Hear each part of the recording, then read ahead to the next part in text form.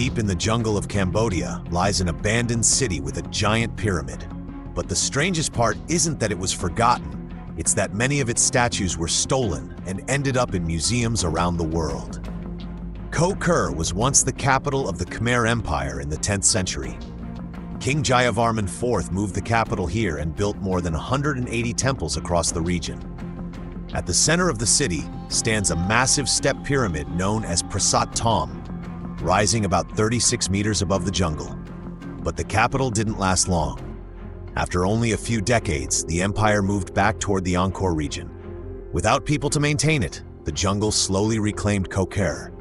For centuries, the temples remained hidden under thick vegetation and were rarely visited. During the wars and instability of the 1970s and 1980s, many ancient statues from Koh Ker were looted.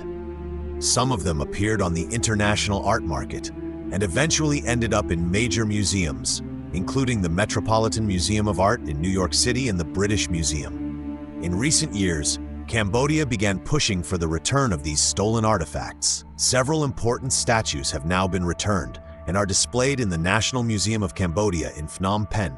Today, Koh Ker remains one of the most mysterious ancient cities in Southeast Asia, a forgotten capital swallowed by the jungle, slowly revealing its secrets again. Follow for more stories about abandoned places and forgotten locations around the world.